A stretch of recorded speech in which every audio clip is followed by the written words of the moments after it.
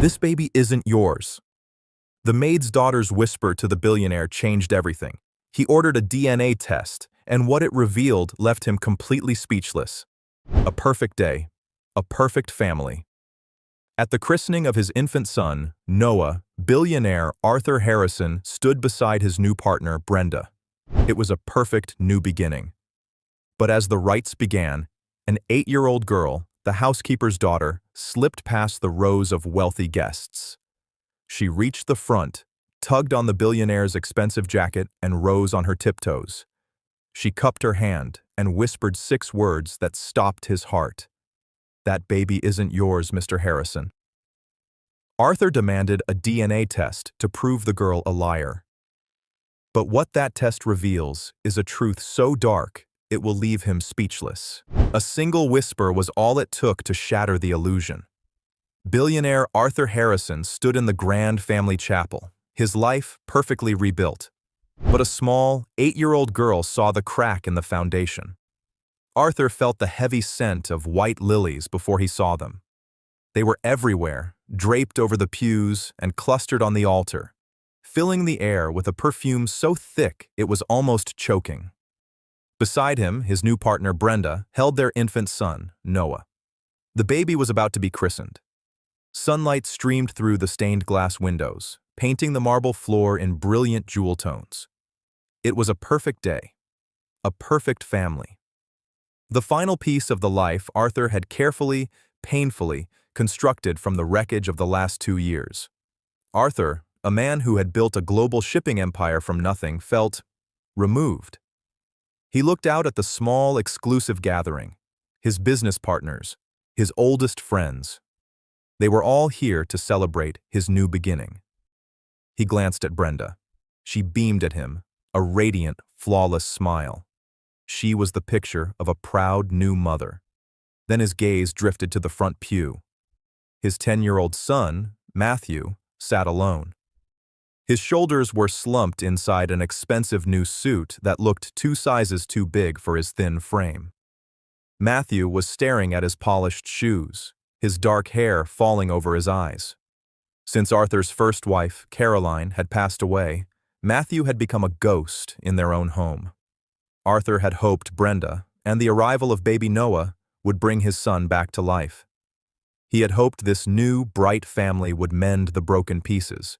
He had hoped wrong. In the back row, standing near the massive carved oak doors, was the head housekeeper, Diane Miller. Beside her stood her daughter, Emily. At 8 years old, Emily was a slip of a girl, all blonde hair and watchful blue eyes. She was, Arthur knew, Matthew's only real friend. He had seen them countless times from his study window, huddled by the ancient oak tree at the edge of the property. He would watch Matthew, who was so silent and sullen in the main house, suddenly look like a child again. He would be animated, talking with his hands, skipping stones with Emily. Diane's family had been with the Harrisons for generations. Emily's great-grandfather, Sergeant Jack Miller, had saved Arthur's father's life in the war. Arthur kept the man's framed medal citation in his study. It was a constant, solid reminder of integrity, of truth. The pastor began the rites, his voice echoing in the vaulted ceiling. "And who will stand for this child?" Arthur smiled at Brenda. She smiled back, a perfect, practiced smile. But Emily, in the back, was not looking at the pastor. She was watching Brenda. Emily had seen things. Just yesterday, she had been in the library, hidden in her favorite reading nook behind the heavy curtains, when Brenda and Matthew had entered. Brenda thought they were alone. "You will stop this moping," Brenda had hissed, her voice low and sharp, her fingers digging into Matthew's upper arm. "You are ruining the aesthetic of this family. If you're not careful, your father will send you to a school so far away you'll never see him again. He has a new son now. He doesn't need a sad one." Matthew had flinched, his face pale. Emily had felt a hot, bright anger. It wasn't right. Now, in the chapel, Emily looked at Matthew in the front row. He looked small. He looked terrified. She looked at her mother, who always told her, "A Miller tells the truth no matter what. It's in our blood." Emily made a decision. As the pastor prepared to bless the child, Emily slipped away from her mother. "Emily, come back," Diane whispered, her eyes wide with panic. But the girl was fast. She moved like a shadow, slipping past the rows of guests in their fine suits and silk dresses. She arrived at the front, right beside the most powerful man in the city. She tugged on the sleeve of his expensive jacket. Arthur, startled, looked down. "Emily? What is it, sweetheart?" "Not right now." Emily rose on her tiptoes, cupped her small hand around his ear, and whispered 6 words that stopped his heart. "That baby isn't yours, Mr. Harrison." The poison Arthur Harrison froze. The pastor's voice became a distant hum. The scent of lilies was suddenly sickening. He straightened up slowly. He must have misheard. It was an 8-year-old child's fantasy, a strange, cruel joke. He looked down at Emily. She was not laughing.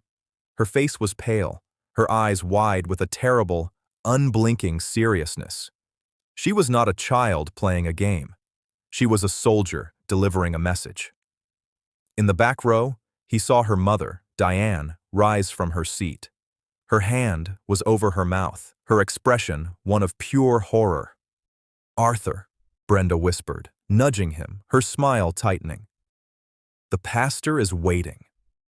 Arthur blinked. He placed his hand on the baby's head, as instructed. His hand felt heavy, disconnected from his body. He went through the motions. He smiled. He held Noah for the photographs. But the poison was in. The ceremony ended. The guests moved to the sprawling lawns of the estate for a lavish reception. Waiters carried silver trays of champagne and delicate hors d'oeuvres. A string quartet played softly near the rose garden. Every "he looks just like you, Arthur" felt like a hammer blow. Every "he has Brenda's smile" felt like a question. Arthur moved through the crowd like a man in a dream. He accepted congratulations, his eyes scanning the grounds. He found them. Diane had Emily by the arm, hidden behind a large potted palm near the service entrance, her voice a low, angry hiss. "What did you think you were doing? To say such a thing? To Mr. Harrison? At the christening? You could ruin us, Emily. I could lose my job. We could lose our home." "But Mommy, it's true," Emily insisted, her voice trembling but stubborn. "She's a liar. She hurts Matthew. What she does with her stepson is not our concern," Diane snapped, her fear making her sharp. "You will go to our rooms, and you will not come out. And you will never repeat that wicked story again. Do you understand me?" "No." Arthur stepped out from behind a marble pillar. "I'd like to understand, Diane." Diane spun around, her face draining of all color. "Mr. Harrison!" "Sir, I cannot apologize enough. For Emily, she has a wild imagination. She reads too many stories."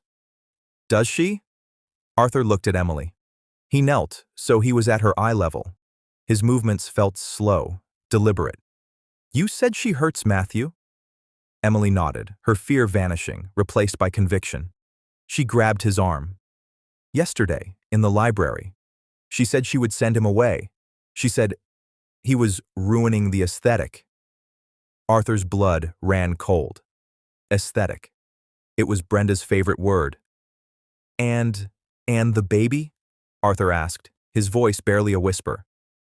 "I heard her," Emily said, her voice growing stronger. "I was in the garden, under the library window. Matthew and me, we hide there sometimes. Ms. Brenda came in. She was on the phone. She was angry, Emily's brow furrowed as if remembering. She said, 'He'll never know, Paul. He's so blinded by me. He'd believe anything.' She said, 'He's so desperate for a family, he won't even question it.' The timing was perfect.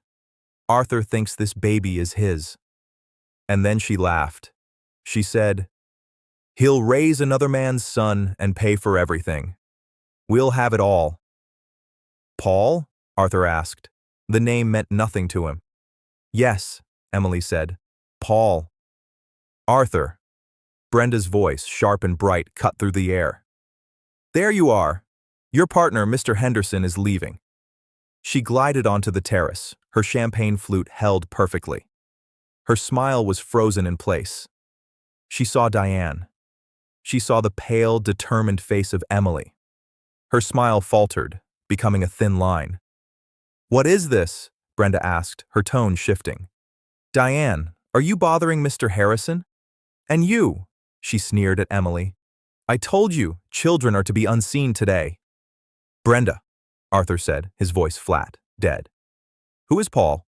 Brenda laughed, a high, nervous sound. "Paul? What, like the name?" "I don't know, darling. A dozen Pauls." "Why? What did you say to Matthew yesterday?" "In the library?" Brenda's eyes flickered. "Matthew? I told him to be ready on time. He is so difficult, Arthur. You know that. He's grieving." She said the word grieving as if it were a disease. "She's lying," Emily said, her voice clear as a bell. Brenda's beautiful face twisted into a mask of pure hatred. She took a step toward the child. You little vermin, you little servant girl, how dare you?" "Get away from her," Arthur commanded. Brenda stopped. She had never heard that tone from him. It was not the voice of the kind, grieving widower she had so carefully managed. It was the voice of the man who built an empire. She spat at Emily. "You're going to believe her? A servant? Over me? The mother of your child?" "Is he?" Arthur asked. "Is he my child?" "Yes. Yes, of course he is. How dare you ask me that, after all I've done to give you this family?" "Good," Arthur said. He pulled out his phone. "Then you won't mind a DNA test." The word hung in the air, silencing the string quartet. A test?" she stammered. You're joking." "No, a test, just a simple swab, to clear the air, to prove this little girl is a liar and that I am being absurd." Brenda stared at him. The cornered animal. She looked from Arthur to Diane to the stone-faced little girl who had ruined everything. "I am not," she whispered, her voice venomous, "going to be humiliated by staff. This party is over. You have embarrassed me, Arthur. You have embarrassed yourself." She turned and stormed back into the house. Arthur stood for a moment. He looked at Diane, who was now weeping silently into her hands. "Mr. Harrison, we'll pack. We'll be gone tonight." "You will do no such thing," Arthur said. He knelt in front of Emily. He placed his large hands on her small shoulders. "You were very brave," he said.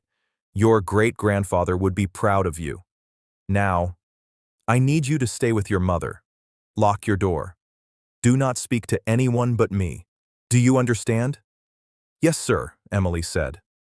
Arthur turned. He found his oldest friend and lawyer, David Vance, by the champagne fountain. "David," Arthur said.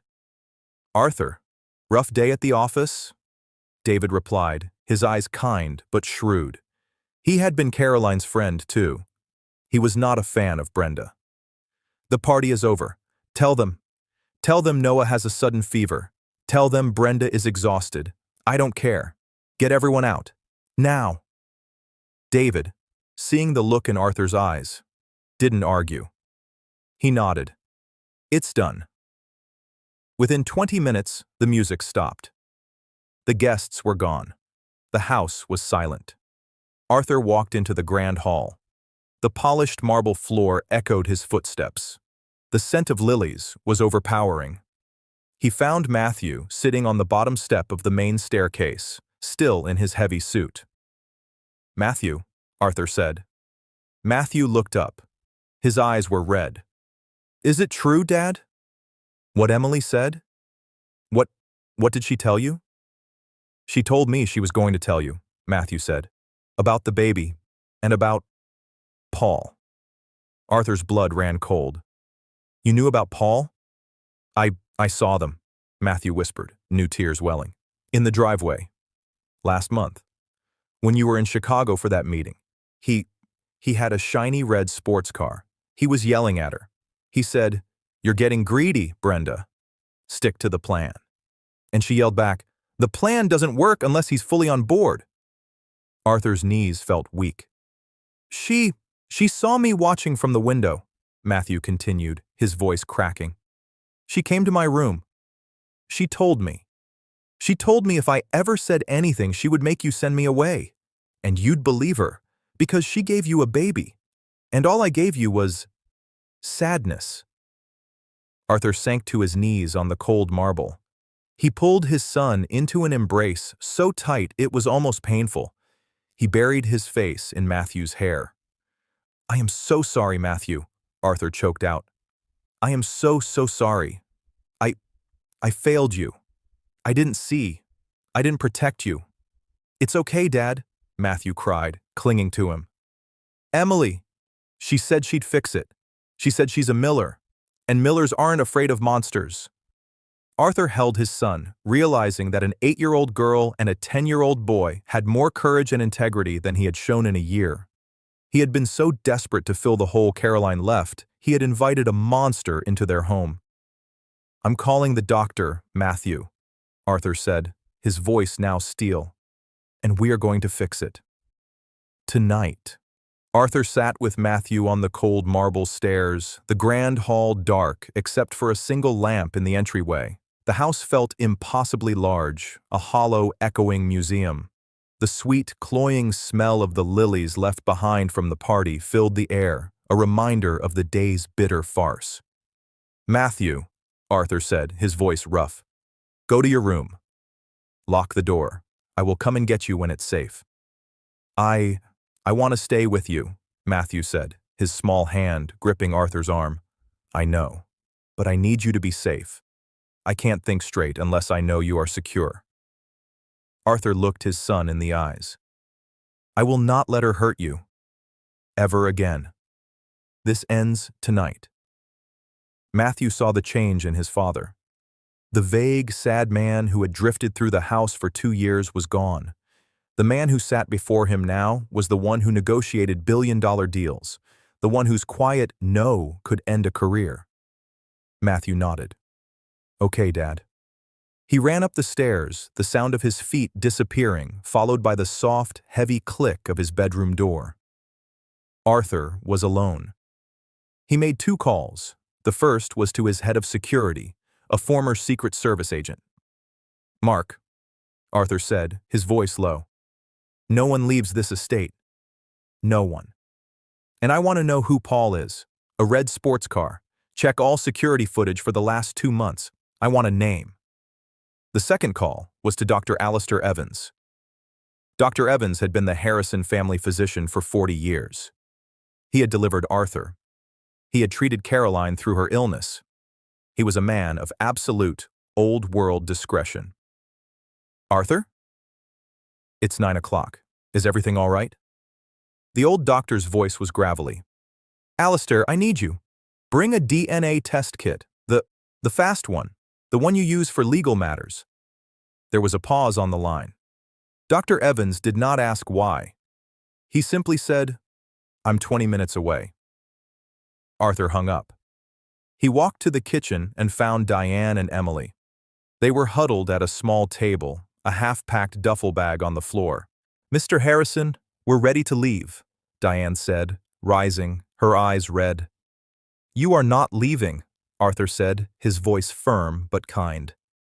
He knelt before Emily again. "What you did today, Emily, was the bravest thing I have ever seen. Your great-grandfather, Sergeant Miller, he would have been so proud." Emily looked at her mother, then back at Arthur. "You're not mad?" "I am angry, Emily. But not at you. Never at you." He placed a hand on Diane's arm. "You and your daughter are part of this family, Diane. You are safe here. Go to your rooms. Lock your door. This will be over soon." Diane nodded, clutching his hand. "Thank you, sir." "God bless you, sir." Arthur walked back to the grand hall. He stood at the bottom of the sweeping staircase and looked up into the darkness. "Brenda," he called. His voice did not echo. It filled the space. There was no answer. He took the stairs 2 at a time.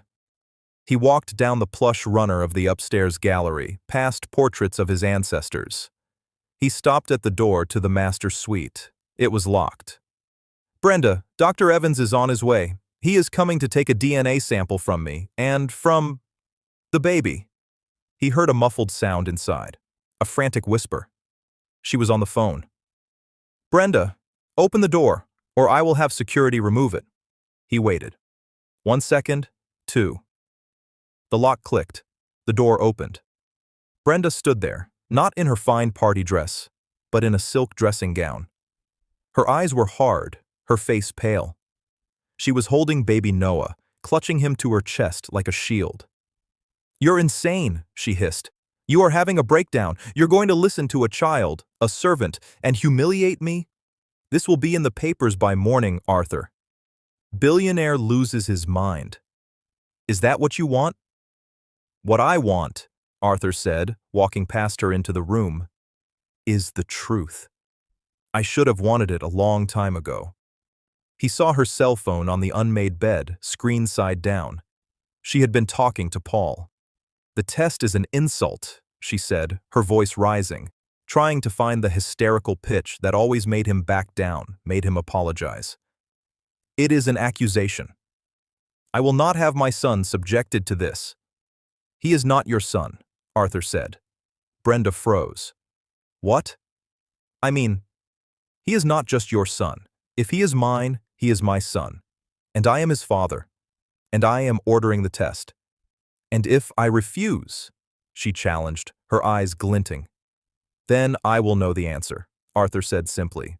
"And you will leave this house tonight with nothing. Not a dollar, not a dress. I will call the police and have you removed for fraud, and I will file for sole custody until the courts can prove paternity. Your choice." She stared at him. The kind, grieving fool was gone. You bastard," she whispered. "Get the baby ready," Arthur said. The doorbell rang. Dr. Evans was waiting in the library. He was a tall, thin man with white hair and a face that had seen too much. He carried a small, locked medical case. He said nothing. He just looked at Arthur with sad, knowing eyes. Arthur went to the nursery and retrieved the baby. Noah was sleeping. He was a beautiful child. Arthur felt a terrible pang. He had tried to love this baby. He had tried to see himself in the boy's small features. He had only seen Brenda. He brought the child to the library.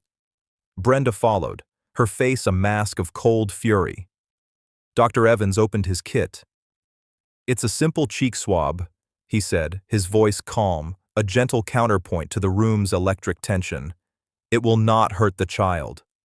"Arthur, you first." Dr. Evans took the sample from Arthur, bagged it, labeled it. "Now the boy," Dr. Evans said. He gently woke Noah, who whimpered. The doctor took the sample, bagged it, labeled it. "Now, Brenda, if you please." "Why me?" she snapped. "We know I'm the mother." "It's for a full panel, my dear," Dr. Evans said, his voice mild but his eyes sharp. "To check against both of you. It makes the results indisputable." Brenda sat. She glared at Arthur as the doctor took her sample. "This is over," she said to Arthur. "You know that, right? Whatever this test says, we are over.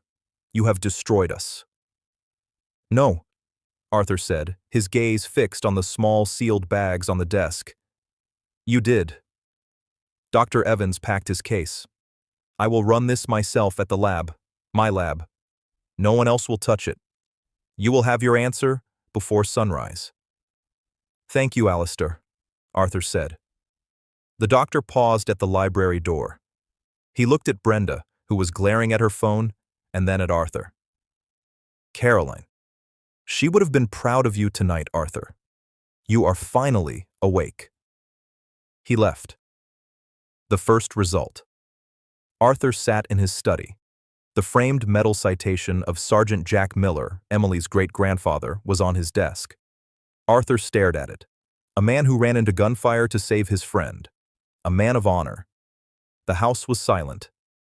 Too silent. Brenda was in her room. He had Mark, his head of security, standing outside her door.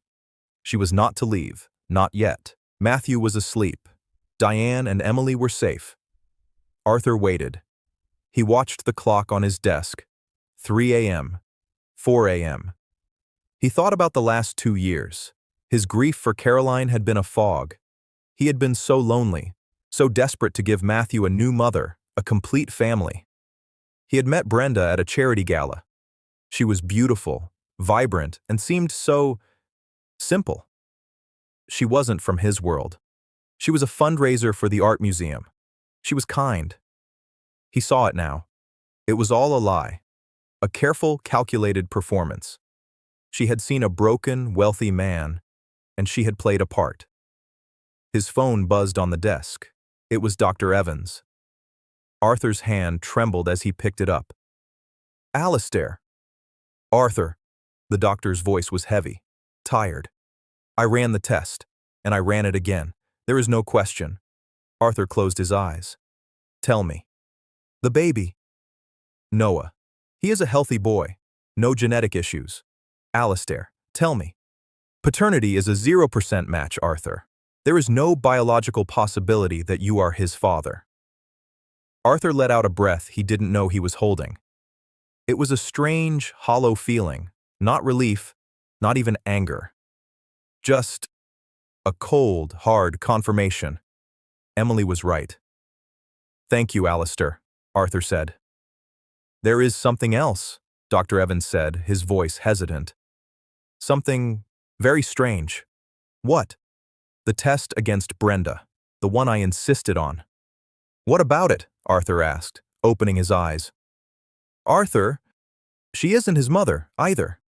Arthur gripped the edge of his mahogany desk. The solid wood felt like sand. What did you say, Alistair? She is not the mother, Dr. Evans repeated, his voice firm. The maternity test is as conclusive as the paternity one. 0% match. That baby is not related to you or to her. Arthur, where did she get this child? The question hung in the opulent study, more chilling than any ghost. This wasn't a simple case of infidelity. It wasn't a lie to trap a rich man. This was something else, something darker. Arthur's mind raced, replaying the last 10 months. It all clicked into place, every small, strange detail that his grief had allowed him to ignore. The miraculous pregnancy. She had announced it on the first anniversary of Caroline's death. He had been a wreck, unshaven, drinking too much, overcome with grief. She had come to him, held him in his dark study, and told him, "This is a sign, Arthur. A sign that we are meant to heal. A new life. Our new life." He had clung to that hope, to her, and had asked no questions. He had been desperate for the news to be true. Then, the immediate, careful isolation. "I don't want to stress you, darling," she had said, her hand on his arm, her voice full of false sympathy. "You have so much to deal with, running the empire, handling Matthew's grief. It's all so fragile. Let me take care of this. Let me handle all the appointments. I'll tell you everything. Just let me protect our little miracle from all this stress." He had let her. He had been grateful for it. He remembered the few times he had offered to go to an ultrasound. "No, darling," she'd demurred quickly. "It's just a routine checkup. So boring. You stay and finish your work. I'll bring you a new picture. Or, I'm going with a girlfriend. We'll make a girl's day of it. You'd be so bored." She had shown him blurry ultrasound photos. He realized now they could have been anyone's. They were probably screenshots from the internet. She had a private midwife, she'd claimed. A specialist who did home visits to avoid the press and the hospitals where Arthur was a major donor and his name would be on every chart. It was all so convenient. The miscarriage. She must have lost the baby, Paul's baby, months ago. But she had already been living in the mansion. She couldn't let the lie go. She must have hidden it. He remembered a period, around her 5th month, where she claimed she had a brief illness and stayed in her rooms for a week. She had been recovering, she'd said. In truth, she must have been hiding the physical evidence of the loss. After that, she wore loose, flowing clothes. She complained of lingering sickness and sensitive skin to avoid him touching her, isolating herself further. And then, the birth. It had been sudden, in the middle of the night. She had called him from her cell phone, her voice a panting, frantic whisper. She claimed she'd felt sharp pains, and her midwife had insisted they meet at a private, discreet birthing center across town. "It's happening too fast, Arthur. I'm already in the car. Just meet me there." By the time he'd navigated the city at 3 a.m., she was in a pristine private room, makeup perfectly touched up. She was holding a calm, quiet, swaddled baby. "He's here," she'd wept. "Our perfect boy." A baby she had bought. The birth certificate. She had presented it to him a week later, all official seals and signatures. It was fake. A prop, just like the child. "Arthur, be careful." Dr. Evans' voice pulled him from his thoughts. This is a criminal matter." "Thank you, Alistair," Arthur said, his voice a hoarse whisper. "Send me the report." "Encrypted. Do not speak of this to anyone." The line clicked. Arthur stared at the phone. He had been prepared for betrayal. He was not prepared for this. He thought of the child. Noah, a baby boy with no name, no parents, used as a pawn in a monstrous game. A cold, hard fury, purer than any emotion he had felt in years, settled over him. His other line buzzed. It was Mark, his head of security. "Speak," Arthur said. "We have him, Mr. Harrison." Mark's voice was all business. "The red sports car was easy. It's registered to a Paul Krendler. He's a disbarred lawyer. Lost his license 2 years ago for fraud and jury tampering. We checked his known associates." "And?" Arthur asked. "His primary associate, sir, is Brenda. They've been working low-level cons for years. Insurance fraud, art forgery. Nothing this big. But there's more. Krendler has been on a federal watch list for the last 6 months." Arthur sat upright. "For what?" "Suspicion of involvement in an illegal adoption ring. They move fast. They target wealthy, desperate individuals. People who can't pass the scrutiny of a legal adoption. Or, in your case, people who think the child is their own." He was waiting for her call, Arthur realized. The call he interrupted. She was going to run. "It seems that way, sir," Mark said. "My men are on the perimeter. The estate is locked down. He can't get in, and she can't get out. What are your orders?" "Keep him off this property. Do not engage unless he tries to force entry. I want him on the outside, wondering what went wrong. I want him nervous." "Yes, sir." "Mark, send one of your men. Someone discreet, in a plain suit, to the main hall. I want him standing at the bottom of the stairs. Brenda is not to leave the house, but she is no longer to be confined to her room. I want her to see him." "Understood, sir." Arthur stood up. He walked out of his study, the encrypted report from Dr. Evans on his phone. He crossed the cavernous grand hall. As he approached the staircase, he saw one of Mark's men, a tall, impassive man in a dark suit, move silently into place by the front door. Arthur climbed the stairs. He felt a strange, cold calm. The fog of grief was gone, burned away by the acid of the truth. He did not knock. He walked into the master suite. Brenda was standing by the window, her phone in her hand, staring out into the darkness. She was dressed now, in expensive jeans and a cashmere sweater, a packed designer duffel bag at her feet. She was ready to run. She spun around, her face a mask of fury. "My phone has no signal. What did you do? You can't hold me here. This is kidnapping." "It's a signal jammer," Arthur said calmly. "Standard security. I can't have you calling your partner." "I don't know what you're talking about," she shrieked. "Paul?" That's a lie from a stupid child." "His name is Paul Krendler," Arthur said. Brenda's face went white. A disbarred lawyer, Arthur continued, walking slowly toward her, as if she were a cornered animal, specializing in fraud, currently on a federal watch list for illegal adoptions. I, I don't, she stammered, backing away until she hit the wall. The party is over, Brenda, Dr. Evans called. So, you found out? She spat, her fear turning to venom. Congratulations, Arthur.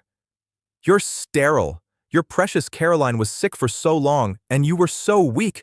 You're not man enough to have a child. Arthur didn't flinch. He's not my son. That's true. I have the report. He held up his phone. But then, I looked at the rest of the test. The rest? She asked, her eyes narrowing, confused. My test. The baby's test. And your test, Brenda. He saw the flicker of panic, the one variable she hadn't accounted for. It's a mistake. The test is wrong, she whispered. No, Arthur said. It's 100% accurate. He's not my son. And Brenda, he's not your son, either. Brenda's knees buckled. She slid down the wall, landing on the plush carpet. The mask of the beautiful, grieving partner, the loving mother, the cold con artist, it all evaporated. What was left was small and ugly and terrified. No, she whimpered. No, you're lying. You're lying. Where did you get him? Arthur demanded, his voice like thunder. Who is this baby? Did you buy him? Did you steal him, Brenda? I had to, she finally screamed, rocking back and forth, tearing at her hair. I had to. Tell me, he commanded. I was pregnant, she sobbed, the words tumbling out in a broken, desperate confession. I really was. With Paul. We were going to do it. We were going to pass his child off as yours. It was the perfect plan. You were so broken, so lonely. You'd never question it. She looked up at him, her face wet with tears that were now, finally, real. And then, I lost it. At 6 months. I lost the baby. It was a boy. Arthur said nothing. He just watched her. Paul said it was fine, she choked. He said we could still make it work. He said he knew people. He said he could get us a replacement, a baby that looked enough like me, born at the right time. He said it was just business. We just needed a prop, something to seal the deal, to get me your name, to get us access to the estate, to the accounts. A prop, Arthur repeated. The word was bile in his throat. We paid, she whispered. $20,000. To a clinic. Paul handled it. They gave us the baby. They gave us the fake birth certificate. It was so easy. And the baby, he never cried. He was so quiet. She was fully undone. A woman admitting to a crime so grotesque, it was almost unbelievable. You took a child from its mother, Arthur said, his voice shaking with contained rage. You bought a human being, so you could steal my money. You were going to find out anyway. She suddenly lashed back, trying to find some purchase. When he got older, when he looked nothing like you. This was just a way to get what I deserved. And Matthew? Arthur asked, his voice deadly quiet. Was threatening to send my son away. Was that just business too? He knew, she whimpered. The little brat. He saw Paul. He kept looking at me, like he knew. He was a threat to the plan. I had to control him. Arthur looked at this woman, this hollow thing, and felt nothing but a cold, vast emptiness. Get your bag, he said. What? Are you letting me go? She scrambled to her feet, hope in her eyes. Oh, Arthur, thank you. I'll disappear. You'll never see me again. You're going to walk down the main staircase. You're going to walk out the front door. The man standing there will escort you. Escort me where? She asked, grabbing her duffel bag. To the police car that is waiting for you at the end of the driveway. I have already sent them the DNA report and a copy of Paul Krendler's file. They are very interested in speaking with you about child trafficking. Her face went slack. No? No, Arthur, you can't. Think of your reputation. The scandal. You should have thought of that, Arthur said. You threatened my son. You brought a stolen child into my home. My reputation is the last thing on my mind. You're destroying me, she shrieked. You destroyed yourself, Brenda. You just didn't know it until tonight. He stepped aside. Go. Now. Brenda stared at him, her eyes filled with a hatred so pure it was stunning. She grabbed her bag and ran from the room. Arthur listened to her footsteps on the stairs, a sharp clack, clack, clack on the marble. He heard her gasp. She must have seen Mark's man. He heard the heavy front door open and then close. And then, for the first time in 2 years, the house was clean. The boy in the nursery. Arthur walked, not to his own room, but to the nursery. He had hated this room. It was Brenda's creation, all sterile whites and pale grays. It felt cold, like a catalog. But now, he walked into it, and it was just a room. In the dim light, he looked at the sleeping child. Noah. A name given by a woman who was not his mother. This boy, he was the greatest victim in all of this. A piece of merchandise. Arthur felt a sudden, powerful wave of protectiveness. This child was an orphan, not by fate, but by greed. He gently reached into the crib and picked the baby up. The boy was heavy and warm. He smelled like milk and powder. He stirred, his small fist brushing against Arthur's jaw. He didn't wake. Arthur held the baby and walked to the window, looking out over the dark, sprawling lawns of his estate. The police car at the end of the drive flashed its lights once, then pulled away, taking Brenda with it. He was alone, with his son, and a stolen baby. What was he supposed to do? This child had no one. He heard a small noise at the door. He turned. Matthew was standing there, his door finally unlocked. Beside him, in her bathrobe, was Emily. Her mother, Diane, stood behind them, her hand on Emily's shoulder. Is she gone? Matthew asked. Yes, Arthur said. She's gone. She will never, ever be back. Matthew let out a long, shaky breath. He walked into the nursery. He looked at the baby in Arthur's arms. So, he's not our brother, Matthew said. It wasn't a question. No, Arthur said. He's not. What's going to happen to him? Matthew asked. Arthur looked down at the child. I don't know, son. The people Brenda got him from, they were very bad people. He doesn't have a family. Yes, he does, Emily said, her voice small but clear. Arthur looked at her. He's here, she said, as if it were the simplest thing in the world. We found him. You can't just send him away. That's what she would do. Arthur stared at the 8-year-old girl. This child who, in one day, had saved his son and exposed a criminal conspiracy. This child who possessed a moral compass so true, it humbled him. He needs a name, Matthew said, reaching out a tentative finger to touch the baby's hand. He does, Arthur agreed, his throat tight. What about Jack? Emily suggested. For my great-grandfather. He was brave. Arthur looked at Diane, who had tears streaming down her face. He looked at Matthew, who was watching the baby with a look of wonder, not resentment. And he looked at the child in his arms, a child who had been bought and sold, and had, by some miracle, landed here, landed with them. Jack, Arthur said, testing the name. Jack Harrison. He felt the baby squeeze his finger. The sun rose.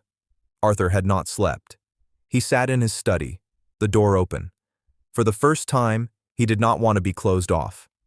He had spent 2 years in a fog, and now that it was lifted, he was terrified of the dark. He heard movement.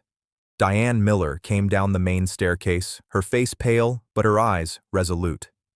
She went to the kitchen. Soon, the smell of coffee, real and strong, filled the hall. A few minutes later, Emily appeared, her blonde hair brushed. She was not in her servant's uniform, but in a simple yellow dress. She was carrying a book. She sat on the bottom step of the staircase, in the exact spot Matthew had been the night before, and began to read. Then, Matthew himself came down. He saw Emily and sat beside her. He didn't say anything. He just sat. Arthur watched them. A 10-year-old boy and an 8-year-old girl sitting in the grand hall of a silent mansion. A silent, shared understanding between them. Diane came in. She handed a cup of coffee to Arthur. "Sir." "Thank you, Diane." She then brought a tray with 2 glasses of milk and 2 small plates of toast to the children. "You must eat." Matthew, who had not had a real appetite in 2 years, took the toast and ate it. Arthur felt a crack in his chest. This was a family. Not the one he had tried to build. The one that had been here all along, waiting for him to wake up. He held the warm baby in his arms. Jack. The child was awake, his eyes open, looking at the world with a calm curiosity. Arthur's phone, now reconnected to the network, rang. It was Mark, his head of security. "Sir."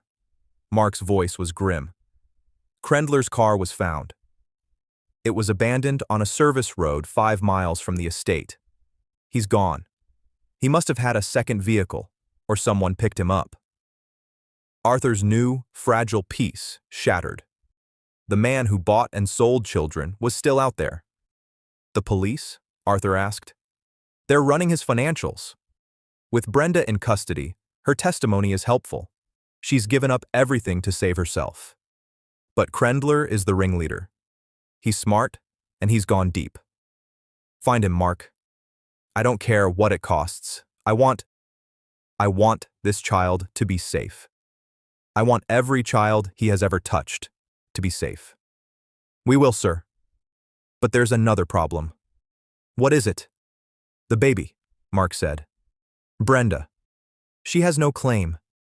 You have no legal claim, sir. The state, they'll have to take him. He'll be put into the foster system." Arthur looked down at the child in his arms. After all this, after saving him from a monster, he was going to hand him over to a cold, faceless system. "No," Arthur said. "Sir, we don't have a choice.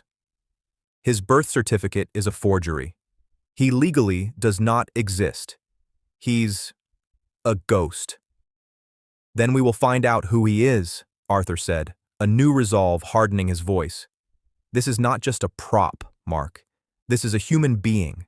His parents. His mother, she is out there somewhere. She may be looking for him." He hung up. He looked at Diane, who had overheard. Her face was a mask of grief. "What will you do, Mr. Harrison?" "I am going to find his family," Arthur said. "It is the only right thing to do." He looked at Matthew and Emily, who had stopped their quiet breakfast to listen. "I am going to use every resource I have. I will hire every investigator. We will find the hospital this nurse worked at. We will find this child's mother." "But what if you find her?" Matthew asked, his voice small. "And she wants him back?" Arthur met his son's gaze. This was the most important lesson he would ever teach him. "Then we will give him back, Matthew," Arthur said, "because he is not ours to keep. He was stolen. And loving someone means wanting what is right for them, not what is right for us." Emily nodded, as if this made perfect sense. "Like Sergeant Miller," she said. Arthur looked at her. "What?" "Mommy told me. He saved your father, but he was hurt. He had to go home. He couldn't stay. He did the right thing, even though it was hard." Arthur stared at the child. He called his lawyer, David Vance. "David," Arthur said, his voice raw, "I have a new client. He's 1 day old. He has no name, and he has no family. I want you to find them. I want you to use my entire fortune if you have to. Find this child's mother." The next 3 days were the longest of Arthur's life. The house, once a tomb, was now a buzzing hive of activity. Federal agents and private investigators moved quietly through the library, which had become their command center. Krendler's face was on the news. The story of Brenda's arrest had been contained. Arthur's influence had kept the press at bay, framing it as a simple matter of fraud. The true dark story of the baby was known only to the people in this house. While the investigators worked, a strange new life took root. Arthur refused to let the baby, Jack, be handled by strangers. He, Diane, and Matthew took turns. Arthur learned to change a diaper. He learned to warm a bottle. He would sit in his study, Jack sleeping on his chest, and for the first time in 2 years, he felt the heavy weight of his grief for Caroline begin to lift. It was not being replaced. It was making room. Matthew was a different boy. The sullen, silent ghost was gone. He was a doting older brother. He would sit by the crib and tell Jack about his video games, about school, about his mother, about how she would have loved him. Emily was his partner. She was the expert, as she had a baby cousin once. She showed Matthew how to hold Jack's head. They were a family, a strange, broken, and beautiful one. On the 4th day, David Vance walked into the study. Arthur was holding Jack, rocking him. "Arthur," David said. He looked exhausted. Did they find him?" Arthur asked. He meant Krendler. "They did," David said. "He was caught at the Canadian border." "It's over. He's talking. He's giving up the whole network to save himself." Arthur let out a breath. "Good. Good. The baby, he's safe." "Yes," David said, his voice heavy. "Arthur, sit down. We found her. We found the mother." Arthur's heart stopped. He sat. "Where is she? Is she all right? Does she know? She's why I'm here." Krendler's associate, the nurse. She confessed everything. The mother's name is Lucy Miller. Arthur's blood ran cold. "Miller? Like Diane? Like Emily?" David nodded, his eyes sad. "She's Diane's niece, Arthur. Her estranged older brother's only daughter, the one who ran off to the city a few years ago. She's Emily's first cousin." Arthur looked up, stunned. He remembered Emily's words. "I have a baby cousin once." "My God," Arthur whispered. "Diane? Does she know?" "Not yet," David said. "There's more. Lucy, she's very sick. She had complications after the birth. She's been at the regional hospital ever since. The nurse, the one working for Krendler, she told Lucy the baby was stillborn." Arthur felt physically ill. She thinks her baby is dead." "Yes, and Arthur." David hesitated. "The DNA. Dr. Evans ran the baby's DNA through the national database, just in case, to see if he was a missing person. And he wasn't. But we got a familial match, a very strong one, to a sealed record, a military DNA file." "A military file?" Arthur was lost. David slid a paper across the desk. "The baby's father, Arthur. He was a soldier. He was killed in action 2 months ago. He never knew Lucy was pregnant." Arthur looked at the name. It meant nothing to him. But the match? The soldier, his DNA was on file, and it matched another sample, a sample from a database of veterans. The baby, Jack, his paternal grandfather, is Sergeant Jack Miller. Arthur's world tilted. That's not possible. Sergeant Miller, he was Diane's. "He was Diane's grandfather," David said, finishing the thought. "And he was also this dead soldier's grandfather. Diane's brother. And the soldier's father. They were brothers. It means Lucy and the soldier. They were cousins. No, It's a tragedy, Arthur. Two branches of the same family, broken, lost, finding each other in the dark. Lucy, she's been alone this whole time. She lost her family. She lost the man she loved, and she thought she lost her child. Arthur looked at the baby in his arms. This child was a Miller, through and through, the blood of the man who had saved his own father. He realized what had happened. Emily hadn't just saved a random baby, she had, with some unexplainable primal instinct, saved her own blood, her own family. Go get Diane, Arthur said, his voice thick. And get Matthew. And Emily. Get them all. Now. They stood in the study. Diane and Emily. Matthew. Arthur stood by the fireplace. He was still holding Jack. Diane, Arthur began, his voice shaking. We found Jack's mother. Diane's hand flew to her mouth. Oh, sir, thank God. Is she well? Her name is Lucy Miller. Diane froze. Her eyes widened. No, that cannot be. My brother's Lucy? Our Lucy? Yes, Arthur said gently. She's been at the hospital. She's been very sick, Diane. And she was told her baby, this baby, had died. Diane Miller let out a sound. It was not a cry.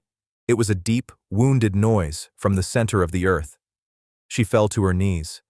My girl. They told her, oh God in heaven. Emily rushed to her, wrapping her small arms around her mother's neck. Mommy? What is it? It's your cousin, baby, Diane sobbed, clutching her daughter. It's Lucy. And this baby. He's family, Emily finished, her voice clear. She looked at Arthur. He's ours. I knew it. Matthew looked at his father, his eyes wide, full of a terrible, dawning understanding. We have to give him back, don't we? Arthur looked at his son. He nodded. Yes, son. We do. The drive to the hospital was silent. Arthur drove. Diane sat in the passenger seat, her hands clasped so tightly her knuckles were white. In the back, Matthew sat on one side, Emily on the other. Between them, in a new car seat, was baby Jack, sleeping. They walked through the cold, sterile hallways. A federal agent, a kind-looking woman, met them. She's weak, the agent said, but she's strong. She's ready. Go in. The room was dim. A young woman, pale and thin, with the same blonde hair as Emily, was propped up on pillows. She looked at the door. Her eyes met Diane's. Auntie Di? Lucy whispered. Oh, my girl, Diane wept, rushing to the bed, taking her niece's thin hand. My sweet girl. We didn't know. We've been so worried. I'm so sorry, Auntie, Lucy cried. I lost him. I lost my baby. No, Diane whispered, her voice choked. No, you didn't, baby. You didn't. Arthur stepped out from the shadow of the doorway. He was holding Jack. Lucy's eyes, dull with grief and medication, widened. She looked from Arthur to the bundle in his arms. They told me he was gone, she whispered, her voice breaking. They lied, Arthur said, his own voice thick. He's perfect. He's a fighter. Just like your family. He stepped forward. Lucy's arms, thin and trembling, came up. Arthur Harrison, billionaire, the man who had lost everything, gently placed the baby into the arms of his mother. Lucy pulled the baby to her chest. She let out a sob, a sound of such profound, agonizing relief that it shook the room. She buried her face in his blanket, breathing him in. My baby. You're alive. You're alive. Arthur stepped back. He stood in the doorway. Matthew came and stood beside him, his hand finding his father's. Emily went and stood by the bed, her small hand resting on her mother's back, who was holding her cousin. Arthur watched them. The four of them, clustered around the hospital bed, A family broken by tragedy and lies, being stitched back together by a miracle. He finally understood. The DNA test hadn't just revealed that Brenda was a liar. It had revealed this. It had revealed a truth, hidden in blood and bone, that was deeper than he could have ever imagined. It had revealed that a hero's legacy was not a medal on a wall. It was in the courage of his 8-year-old great-granddaughter. It had revealed that a house is not a home. He looked at his son, Matthew, who was crying silently. Not tears of sadness, but tears of release. "Come on, son," Arthur whispered, putting his arm around his boy. Let's give them some time." He turned, and with his son, he walked out into the hall. He had entered this, a man with one child. He was leaving it, a man with a family. His home was waiting.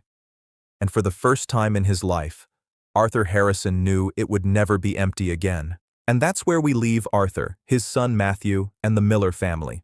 Finally, a true home, built not on lies, but on the courage of an 8-year-old girl. I hope this journey from a cold christening to a warm reunion gave you a chance to drift. What part of the story moved you the most? Was it Emily's courage, or the final, shocking twist of Jack's true lineage? Drop your thoughts in the comments. I read them all and value your feedback. To make sure you don't miss our next story, hitting like and subscribing makes a huge difference. Thanks for spending this time with me.